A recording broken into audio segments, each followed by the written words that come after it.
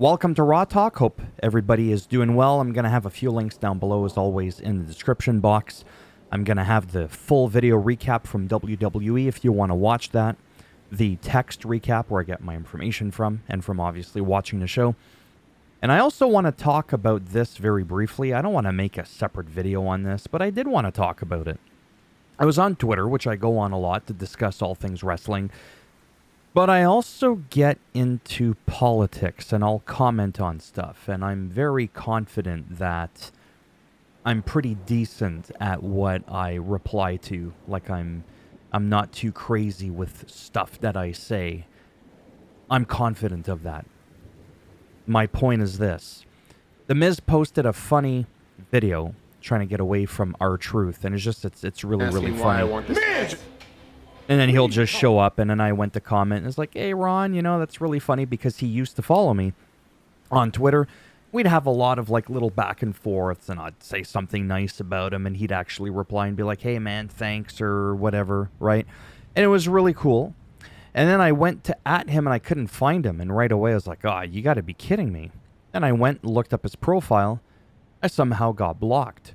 Interestingly enough, there's a couple of other people within the same time frame roughly that noticed that they had been blocked as well. But I don't think this was the Teddy Long thing where somebody hacked his account because Teddy didn't follow them back or whatever, so he got his account hacked and then he just went on a rampage blocking everybody. Not Teddy Long himself, but the hacker, right?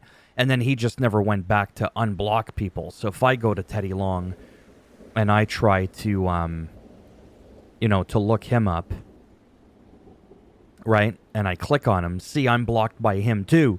But I had actually never tweeted at him. I wasn't following him, no offense. I didn't even know he was on Twitter, right? So that one's a bit different. Now his profile is private. But this one's different. I have to admit it bugged me because R-Truth is such a good dude. And I'm confident, like I said, I didn't do anything wrong. But ultimately, in the end, it is who I am. I do like to comment on stuff that's going on around the world. And it is what it is. But thankfully, I still got people like Sergeant Slaughter, Karrion Kross, a bunch of other people. This isn't about me trying to rack up a bunch of superstars to follow me. I don't ask for them to follow me. This just happens organically. And R-Truth doesn't follow a lot of people. So I have to admit, it kind of bugged me because it made me think, well, what could I have possibly have said that made him go, oh, screw this guy, click, block.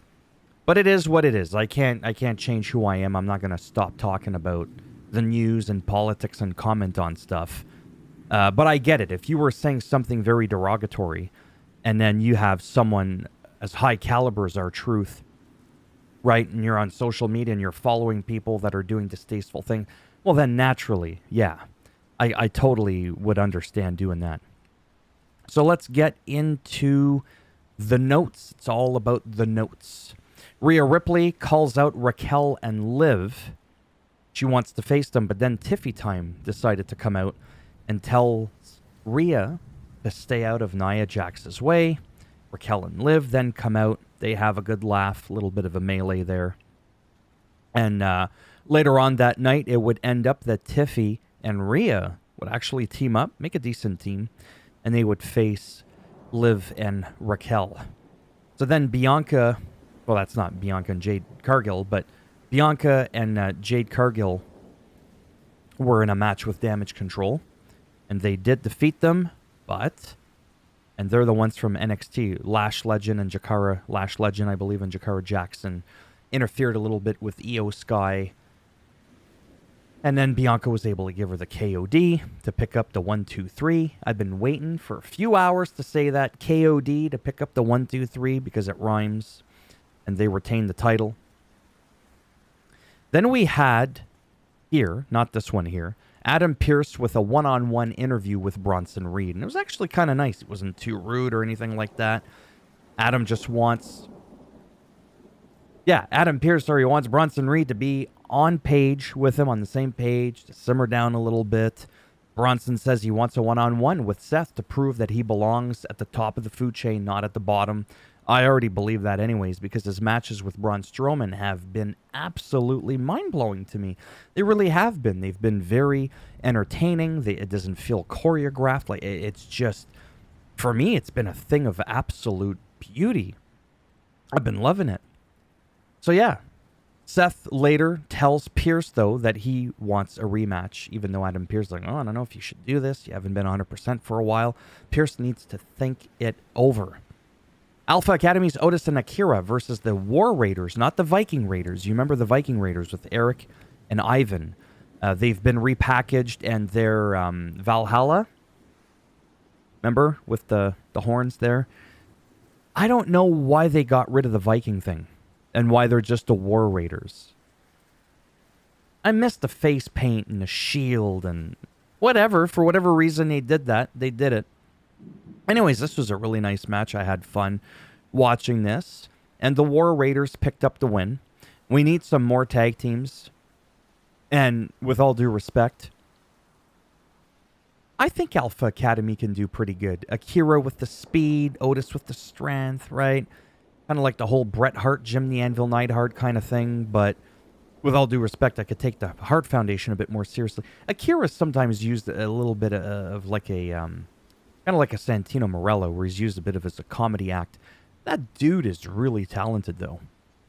Really, really is.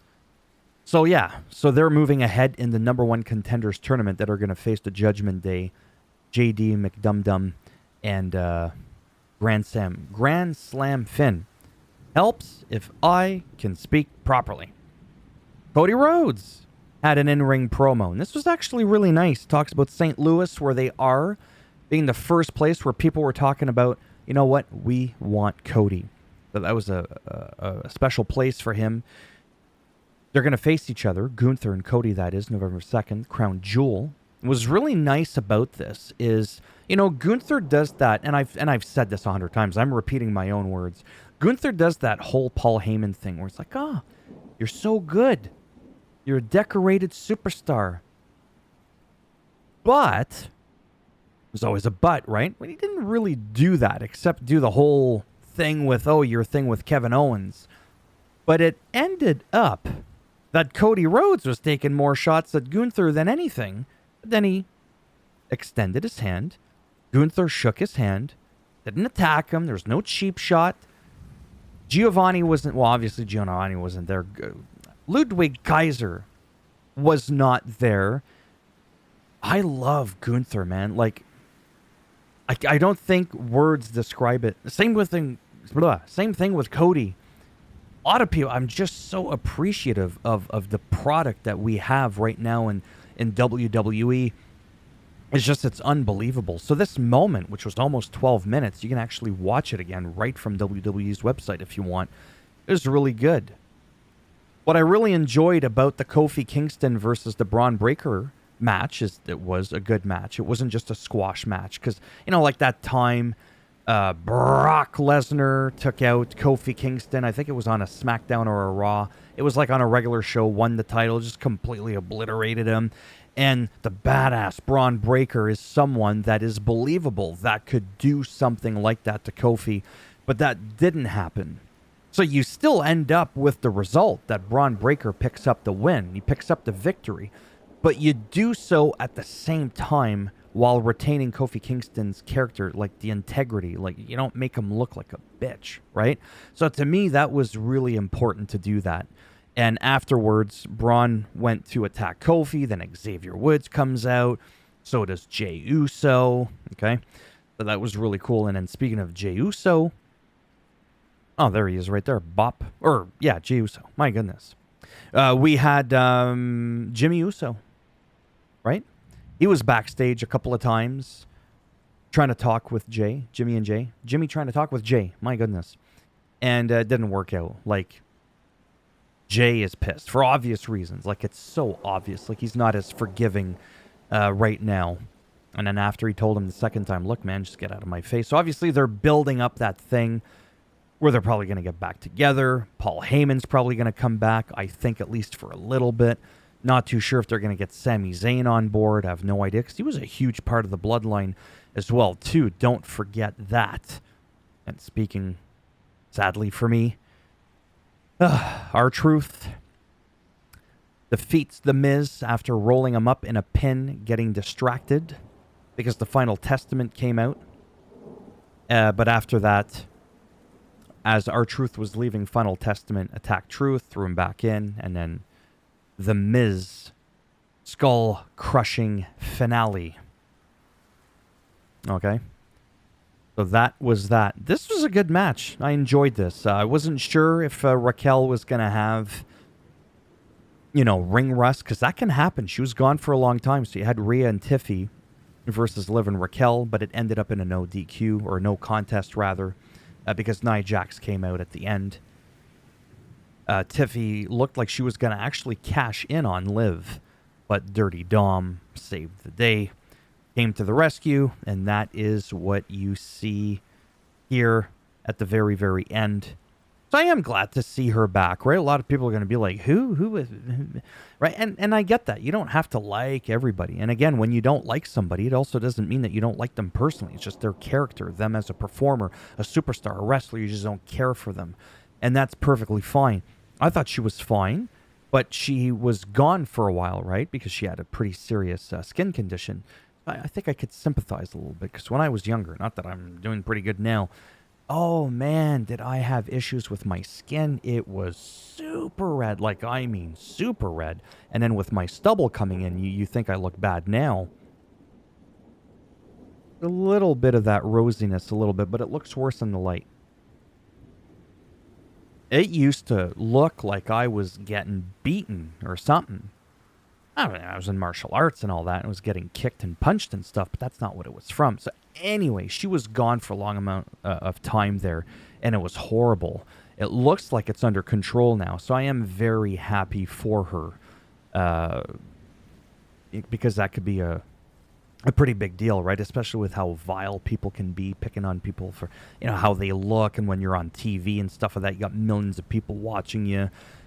I'm very happy for her. There is a history here. They were tag champs, right? Because there's been a lot of people that are like, well, where does she fit in all this? Well, she actually does fit in. Whether or not you think she's going to be a long-term thing, that's a totally different story. But for now, I have no issues whatsoever with her being back. I'm just glad that we don't see her flexing her back, just because I thought it was a little bit cringy. I'm like, you're not Jade Cargill, right? You're not Jade Cargill. I can't think of anybody else. Yeah, so it was just like, it seemed a little bit silly, but whatever. Really not that big of a deal. In the end, I enjoyed myself. Aside from the fact that we're back down to a 2-hour show, it is what it is. They're working with it. It is like, you can't do anything about it. I still enjoy myself. That's the main thing. Thumbs up as always if you liked the video. It also makes it so that the videos hopefully are a little bit shorter. We're starting to push in on 14 minutes. You would think we're losing an hour. We could scale it back a bit. Thumbs up again if you liked it. Thumbs down if you didn't like it. Bend it in half, twist it. You get the Solo Sikoan spike right in the back. And then a spinning heel kick right in the arse. Anyways, that made sense to me. And if you want to subscribe to the channel, I mean, naturally, that would be great. But if not, thanks for stopping by anyways. Take care. And maybe, if I'm lucky, I'll see some of you in the next one. And down below, if you made it this far, let me know if there's anybody that you used to chat with that was a superstar that somehow, blocked you. Because I've read lots of accounts, like I said, on that. And it can be interesting. I'm curious to see if there's anybody else here who's gone through that. Troubling. I love R-Truth. Now I can't even keep up with what he tweets. Dude's so funny. Damn it. Bye for now.